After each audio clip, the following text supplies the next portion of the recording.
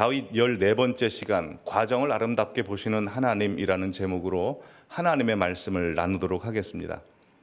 2007년도에 나온 클릭이라는 코믹 영화가 있습니다. 포스터 보시면 아담 샌들러라는 배우가 주인공으로 나오는데요. 이 주인공은 예쁜 아내와 귀여운 두 딸을 둔 한 가정의 가장이자 건설 회사에 다니고 있는 평범한 회사원이었습니다. 이 주인공은 지금보다 훨씬 더 나은 미래를 위해서 회사의 간부가 되는 것, 승진이 되는 것을 목적으로 하루하루를 정말 열심히 바쁘게 최선을 다해 삽니다. 근데 그렇게 너무 바쁘게 살다 보니 귀여운 두 딸들과 놀아줄 시간이 없었고 가정에 점점 소홀해하기 시작합니다. 그러던 중 어느 날 그 몰티라고 하는 신비한 사람을 만나게 되고 그 사람으로부터 TV 리모컨을 선물 받습니다. 그 TV 리모컨은 특별한 기능이 있는데 TV만 조정할 수 있는 게 아니라 자신의 삶도 조정할 수 있습니다. 예를 들어서 아내가 잔소리를 하면 음소거를 시킬 수 있습니다. 또 빨리 감기 기능이 있어서 귀찮고 힘든 일 있으면 그냥 빨리 스킵해서 지나갈 수 있습니다. 여러분 만약에 그런 리모컨을 갖고 계시다면 어떻게 하시겠습니까? 당연히 귀찮고 힘들고 어렵고 고통스러운 시간들 빨리 감기 해버리시지 않겠습니까? 이 주인공도 마찬가지입니다. 귀찮고 어렵고 힘들고 고통스러운 순간들 뿐만 아니라 자기의 인생의 목표를 이루는데 도움이 안 되는 시간들은 빨리 스킵해버립니다. 예를 들어서 아내와 티격태격하는 시간들, 또 가족들과 함께 보내는 시간들은 스킵합니다. 그리고 회사 중진들과 만나는 시간이나 중요한 계약 바이어를 만나는 시간은 정상적으로 재생시켜서 최선을 다해 인생을 삽니다. 결과 어떻게 되었을까요? 그가 원하는 대로 회사 간부로 승진하게 됩니다. 회사 간부로 승진한 이 주인공은 회장이 되고 싶은 야망을 갖게 됩니다. 그래서 그는 욕심을 내서 한 10년, 20년을 스킵해버립니다. 결과가 어떻게 되었을까요? 이 주인공이 원하는 대로 회사 회장이 됐습니다. 그러나 그의 가정은 깨져서 아내는 다른 남자의 아내가 되어 있었고 부모님은 이미 돌아가셨고 자기는 뚱뚱한 비만에 걸려버립니다. 그 병에 걸려서 소중한 시간들을 스킵해버린 것을 후회하면서 결국 죽게 됩니다. 그리고 다음 날 깹니다. 영화 전체가 꿈이었던 것이죠.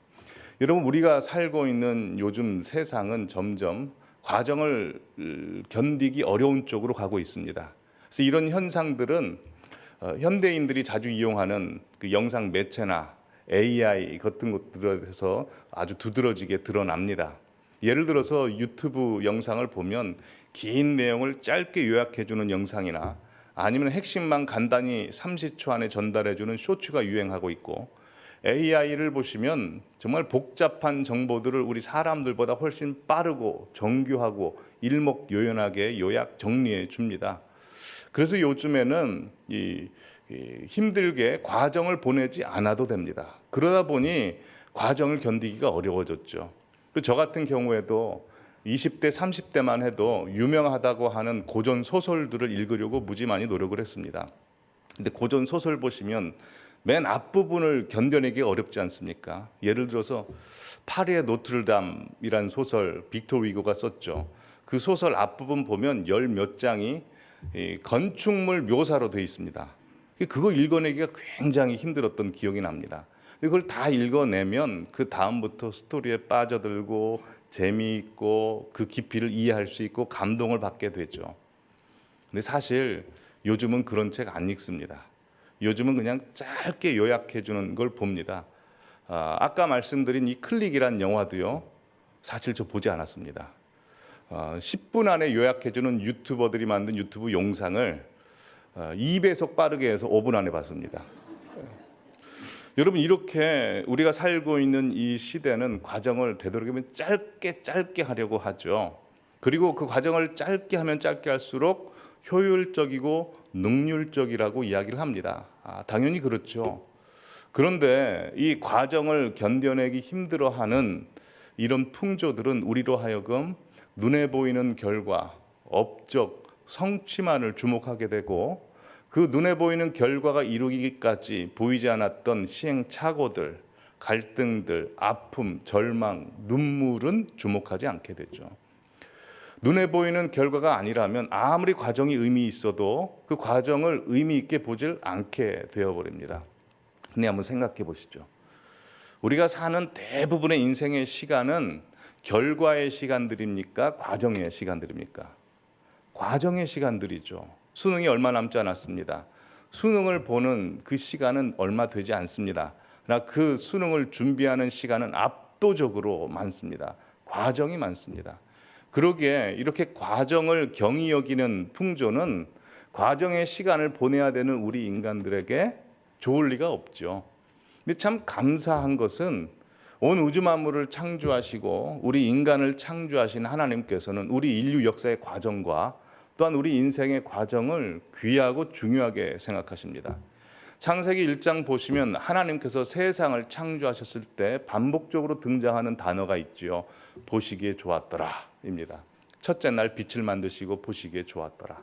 셋째 날 바다와 땅 위의 물과 아래 물로 나누시고 또 풀과 채소를 나오게 하심으로 말미암아 보시기에 좋았더라. 두 번 말씀하시고 넷째 날 우주의 별을 만드시고 보시기에 좋았더라. 다섯째 날 조류와 어류를 만드시고 보시기에 좋았더라. 여섯째 날 짐승과 사람을 만드시고 보시기에 좋았더라. 심히 보시기에 좋았더라. 라고 총 7번 말씀하십니다. 두 번째 날 보시기에 좋았더라 라고 말씀하시지 않는 이유에 대해서는 두 가지로 이야기합니다.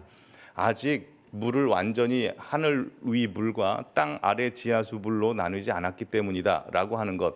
두 번째로는 당시에는 바다나 물이 악의 잔존 세력이기 때문에 라고 이야기를 합니다. 어쨌든 하나님께서는 창조의 과정 하나하나를 보시면서 보시기에 좋았더라 라고 말씀합니다. 여러분, 이것은 지금 건축하고 있는 사람들이 볼 때는 좀 납득하기 어렵고 이해하기 어려운 일일 수 있습니다. 여러분, 높은 빌딩을 짓기 위해 가장 먼저 하는 건 땅을 파는 것이죠. 땅을 깊게 파놓은 것을 보고 와, 환상적이다, 멋있다, 대단하다 라고 하는 분 있습니까?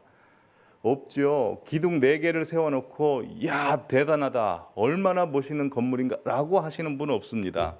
근데 하나님께서는 딸랑 빛 하나 만들어 놓고 보시기에 좋았더라. 땅에서 새싹 하나 나오는 것 보시고 보시기에 좋았더라 라고 말씀하십니다. 즉 하나님께서는 우리의 과정 하나하나를 귀히 여기시고 아름답게 보신다는 이야기이죠. 마찬가지로 창조의 과정 하나하나를 아름답게 보시고 중히 여기시는 하나님께서는 하나님의 사람들에게 약속을 주시고 그 약속의 과정이 이루어지는 과정도 아름답게 보십니다.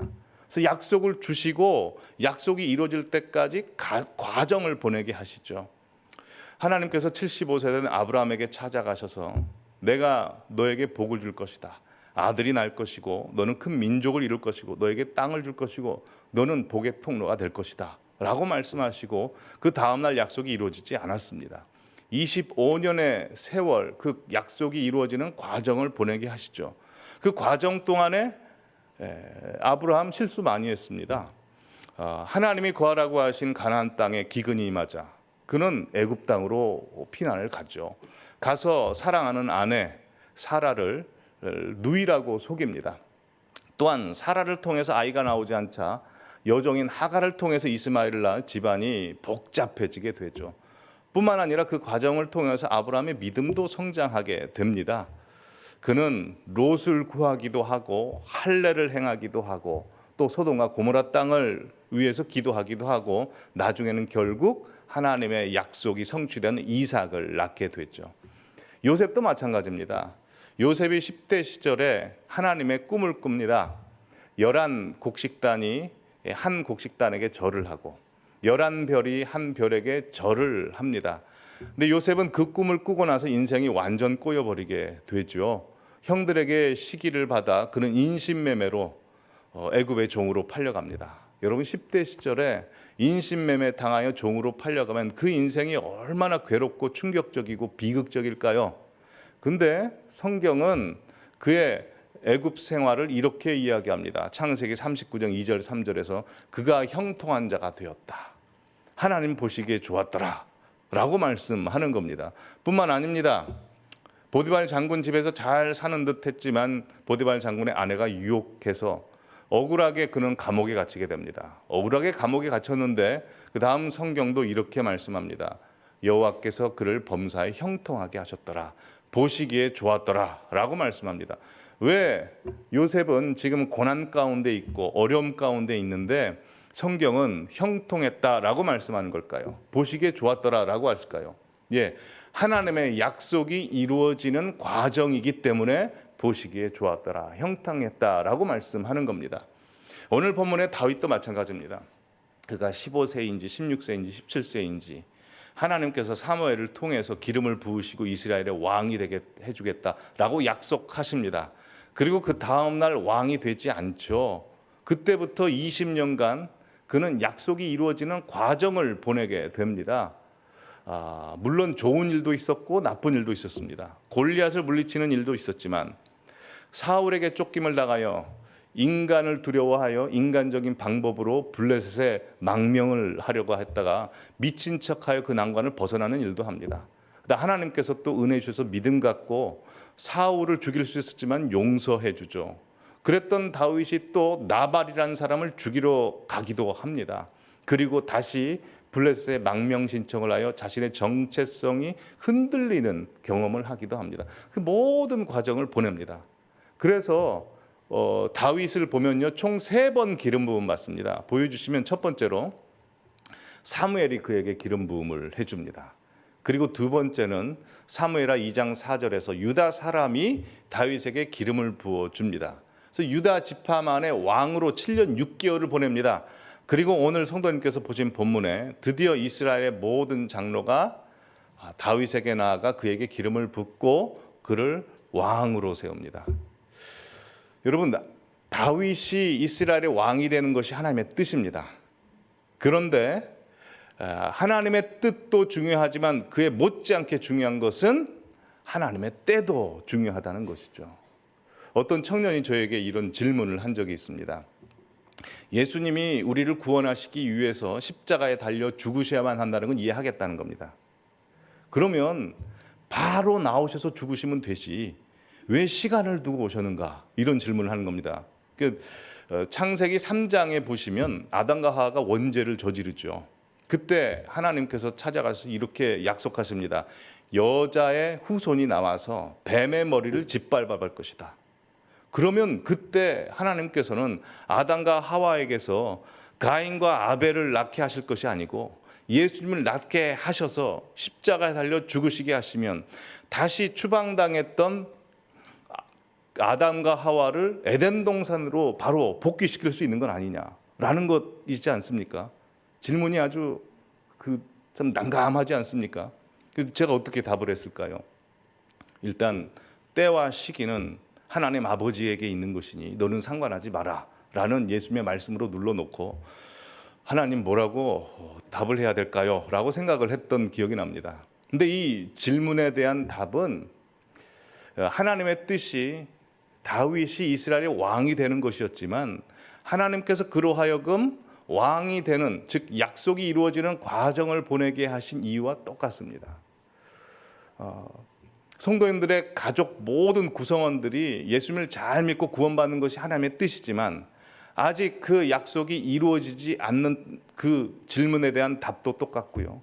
내가 기도했고 응답받았지만 왜 하나님께서 아직 기도에 응답을 해주지 않았는지, 그게 현실화되지 않았는지에 대한 질문과 답이 똑같습니다. 그래서 오늘 본문에 하나님께서 왜 다윗에게 약속을 주셨고 그 약속이 이루어지는 과정을 허용하신지를 통해서 하나님께서 왜 우리의 인생 가운데 과정을 허용하시는지 크게 2가지로 살펴보고자 합니다. 첫 번째, 하나님께서 우리 인생에 과정을 허용하시는 이유는 우리를 키우시기 위해서입니다. 우리를 키우시기 위해서입니다. 오늘 본문 2절 말씀을 우리 다 함께 읽어보도록 하겠습니다. 여호와께서도 왕에게 말씀하시기를 네가 내 백성 이스라엘의 목자가 되며 네가 이스라엘의 주권자가 되리라 하셨나이다. 자,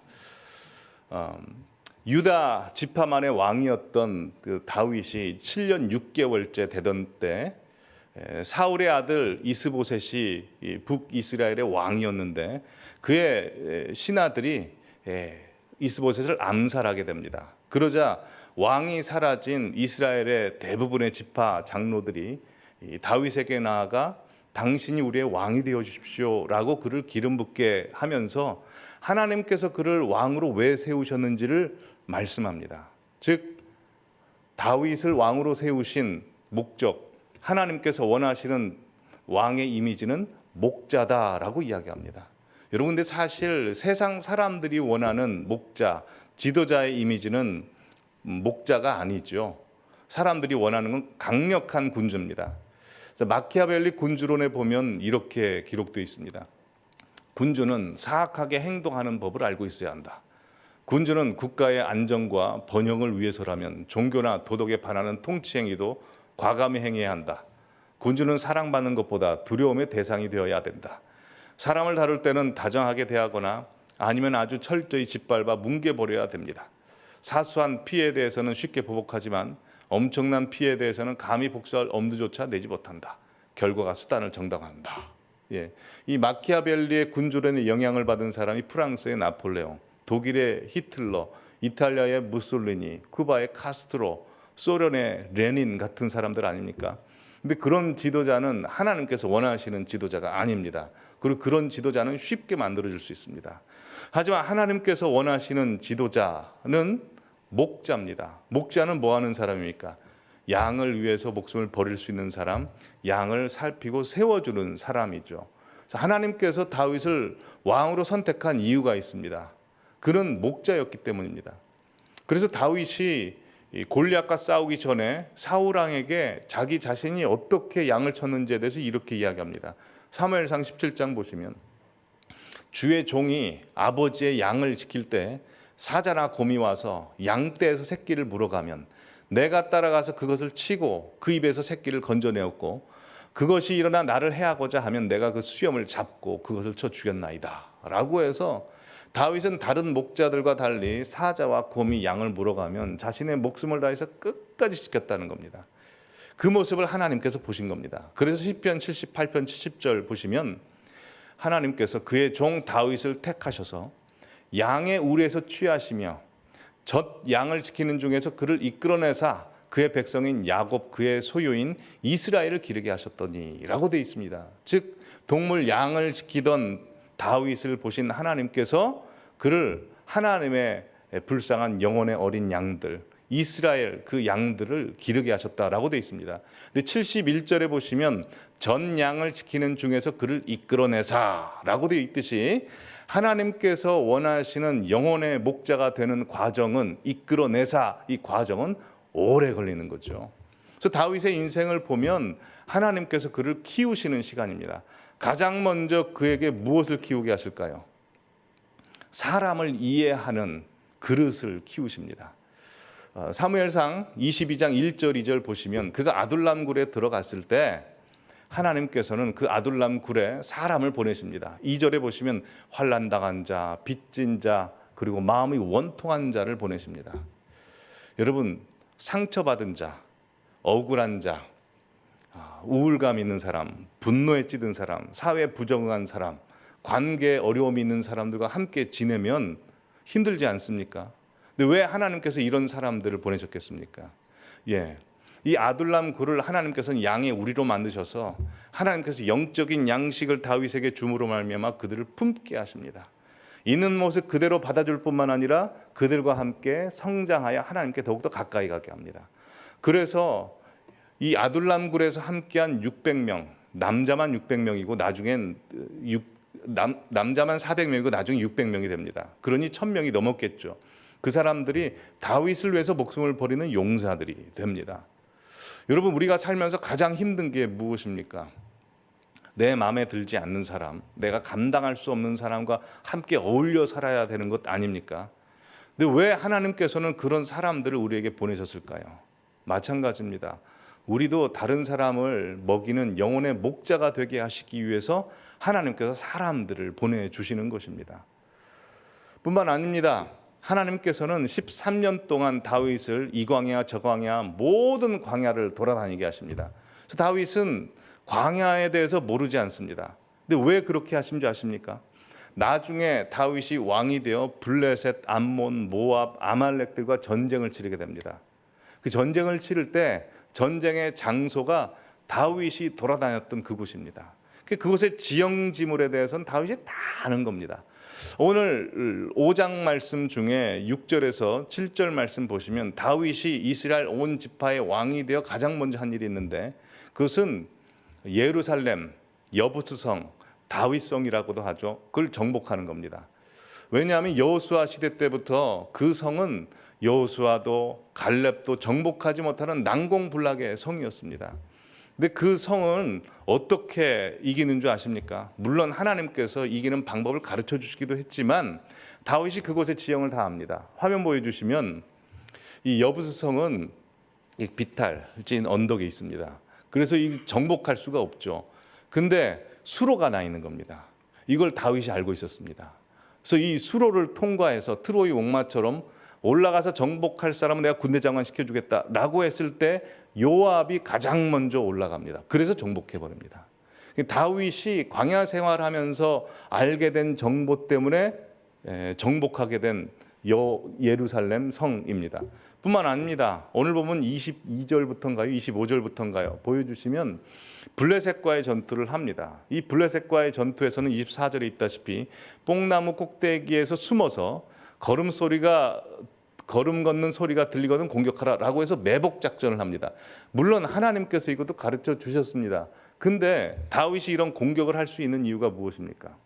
이미 그는 실수해서 블레셋 지경에서 망명 생활을 했지만 그곳에서 블레셋 사람들이 어떻게 모여서 회의를 하는지 그 전략 회의의 내용들, 사람들의 특성, 어떤 무기를 갖고 있는지, 어떤 식의 전략을 짜는지를 거기서 이미 다 알아버렸기 때문입니다. 즉 하나님께서 다윗의 20년 동안 보내는 그 광야의 시기를 그냥 하나도 버리지 않게 하셨습니다. 여러분 모세도 마찬가지입니다. 모세도 이스라엘 백성들과 40년 동안 광야 생활하죠. 그 40년 동안 광야 생활은 다윗이 40세부터 80세 동안 이미 했던 광야 생활의 지형이었습니다. 우리 성도님도 그렇지 않습니까? 지금 내가 하고 있는 일을 보면 과거에 하나님께서 나로 하여금 시행착오를 겪게 하시고 경험하게 하신 일들을 하게 합니다. 저도 마찬가지입니다. 저도 저희 교회 와서 사역하게 된 경위들을 보면 사실 제가 지나왔던 교회들의 문제나 어려움이나 장점이나 이런 것들을 다 우리 교회가 갖고 있더라고요. 하나님께서 이렇게 우리 인생 가운데 어려움도 있고 부족함도 있고 나약함도 있지만 그 모든 것 하나도 버리시지 않게 하십니다. 다윗의 인생을 그렇게 해서 키우셨습니다. 뿐만 아닙니다. 사울이 죽고 나서 다윗이 온 이스라엘의 왕이 될 수 없었습니다. 왜냐하면 사울의 아들 이스보셋이 있었기 때문입니다. 그래서 7년 6개월 동안 다윗은 조그마한 유다 지파의 왕으로 되고 대부분의 이스라엘을 이스보셋이 다스리고 있었는데요. 그때 다윗이 훈련받은 게 있습니다. 기다림입니다. 다윗이 조급해서 이스보셋과 싸우지 않았습니다. 만약 싸워서 온 이스라엘을 정복했다면 이스라엘 12지파는 산산조각 깨지고 상처받습니다. 그러나 다윗이 여기서 액션을 취하지 않습니다. 7년 6개월 동안 다윗이 배웠던 것은 성령의 9가지 열매입니다. 충성, 온유, 절제, 사랑, 인내, 그리고 이스보셋이 자기의 친복으로부터 암살되자 이스라엘의 모든 지파의 장로들이 나아가 알아서 다윗을 왕으로 추대해 주는 겁니다. 그래서 하나님께서 다윗이라는 사람을 높은 건물, 높은 빌딩 만드시기 위해서 오랫동안 그 약속에 허락된 과정을 보내게 하십니다. 우리 성도님도 마찬가지입니다. 인생 힘드시죠? 왜 힘드신 줄 아십니까? 내가 살고자 했던 삶이 아니라 하나님께서 내 삶에 이루시고자 하는 약속이 있는데 그 약속을 나라는 조그만 인간은 견딜 수가 없습니다. 그리고 하나님의 약속이라는 것은 내가 이룰 수가 없죠. 하나님이 이루시고자 하는 것이기 때문에 감당할 수가 없죠. 근데 하나님께서 우리를 붙잡고 그 약속의 과정을 보내시면서 그 약속을 감당할 수 있는 사람으로 키워나가시는 겁니다. 그러기에 지금 인생 힘들게 살고 계시는 분들이 있습니까? 어려운 분들이 있습니까? 당연한 것입니다. 하나님의 약속이 내 인생보다 훨씬 더 크기 때문에 하나님이 우리를 그렇게 만들고 있습니다. 그래서 하나님께서는 약속의 과정을 보내게 하심으로 우리를 키우십니다. 마지막으로 하나님께서 우리에게 약속의 과정, 이루시는 과정을 허용하시는 이유가 있습니다. 왜냐하면 그 과정을 통해서 우리로 하여금 하나님을 더욱더 신뢰하게 하고 하나님을 사랑하게 하기 때문입니다. 구약의 인물 중에서 하나님을 사랑한다고 가장 먼저 최초로 고백했던 사람은 다윗입니다. 시편 18편 1절 보여주시면 나의 힘이신 여호와여 내가 주를 사랑하나이다. 다윗의 고백입니다. 다윗이 어떻게 가장 먼저 하나님을 사랑한다고 고백할 수 있었을까요? 약속을 이루는 과정 가운데 하나님과 함께 했던 사연이 있기 때문이죠. 여러분, 그 약속을 이루시는 그 과정 가운데 다윗이 스스로 보기에 잘난 일만 하지 않았습니다. 못난 짓 참 많이 했습니다. 블레셋에 가서 막 두려워 벌벌 떨고 사람 의지하려 했고, 또 힘이 있다고 나발이란 연약한 사람 막 죽이려고 하고 혈기 부리려고 하고. 여러분, 그럴 때마다 다윗이 어땠을까요? 막 자괴감에 빠지지 않았을까요? 뿐만 아니라 사방에서 자기를 죽이려고 할 때 얼마나 혼자 수렁에 빠진 그런 느낌이었겠습니까? 근데 그때마다 하나님께서 기적적으로 그를 막 간신히 살려주시는 겁니다. 그러면서 하나님을 더 사랑하게 됐죠. 우리 인생도 그렇습니다. 우리 신앙생활하면 그냥 모든 것이 승승장구하고 편하지가 않습니다. 약속의 무게가 너무나 크고 그 이루어지는 과정이 너무 지난한 과정이기 때문에 우리는 다들 내가 왜 그랬을까? 머리를 쥐어뜯으면서 그런 일들을 하죠. 그래서 하나님께서 나를 안 좋게 생각하진 않을까라고 생각하지만 여러분, 이것과 똑같습니다. 1살짜리 아이가 똥오줌을 못 가리지 않습니까? 1년 지난 아이가 기저귀도 못 갈고 똥오줌을 못 가리자 자기를 자책하면서 난 죽어야 돼.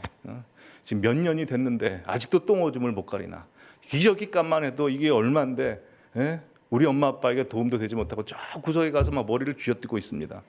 그러면 엄마 아빠가 그 애를 보고 그래, 넌 죽어야 돼 이럽니까? 그러지 않죠. 그 갓난 아이를 데려다가 누입니다. 그리고 냄새가 나긴 하지만 그 기저귀를 열고 아이고 냄새 하면서 아이고 건강하게 자라줘서 고맙다. 아이고 예쁘다 예쁘다 잘했다. 똥 쌌는데 그렇게 이야기해 주죠. 여러분, 하나님도 마찬가지시더라고요. 우리 인생 살면서 사고 칠 때 많습니다. 실수할 때 많고 어려울 때 참 많습니다.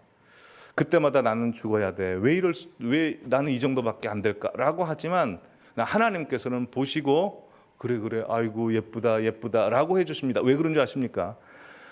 과정 중에 내가 실수한 건 실수이지만 하나님께서는 내 미래 약속으로 그 과정을 바꿔버리십니다. 아름답게 바꿔버리시는 거죠. 그러게 그 과정을 통해서 우리가 경험하게 되는 것은 하나님을 사랑할 수밖에 없습니다. 하나님을 더 신뢰할 수밖에 없습니다. 자, 하나님께서 약속을 주시고 바로 이루시지 않는 이유는 우리로 하여금 하나님께 더욱더 가까이 나아가 하나님을 전적으로 신뢰하게 되기 때문이죠. 저에게 있어서 저에게 가장 강력한 신앙 고백 2가지가 있습니다. 하나님에 대해서 고백하는 것, 첫 번째는 불가능을 가능케 하신 하나님입니다. 태어났을 때부터 지금까지 참 불가능한 일 많았는데 하나님께서 가능하게 해주셨습니다. 2번째로 저희 신앙 고백은 제가 사고 칠 때 뒷수습해 주시는 하나님입니다. 참 못난 짓 많이 했고 부끄러운 일 많이 했는데 보면 하나님께서 다 그걸 뒷수습하게 해주시더라고요. 그걸 경험을 하면서 더 알게 되는 것은 하나님께 더욱더 가까이 가게 되고 하나님을 더욱더 신뢰하게 되고 하나님을 더욱더 사랑하고 사모하게 됩니다. 우리 성도님들의 인생도 마찬가지입니다. 우리의 인생이 어려운 것은 아까도 말씀드렸다시피 하나님께서 우리에게 찾아오셔서 약속을 주셨고 그 약속과 언약이 우리가 생각하는 것보다 너무나 큽니다. 감당할 수 없습니다. 하지만 그 약속을 이루시는 것은 내가 아니고 하나님이 이루신다는 것을 기억하시기 바랍니다. 우리가 해야 되는 건 뭘까요? 약속을 이루시는 하나님의 길목에 서서 하나님 붙잡고 가는 겁니다. 하나님을 끝까지 의지하시고 하나님을 사랑하시고 하나님께 더욱더 가까이 가시는 우리 모든 성도님들 되시기를 간절히 기원합니다. 기도하시겠습니다.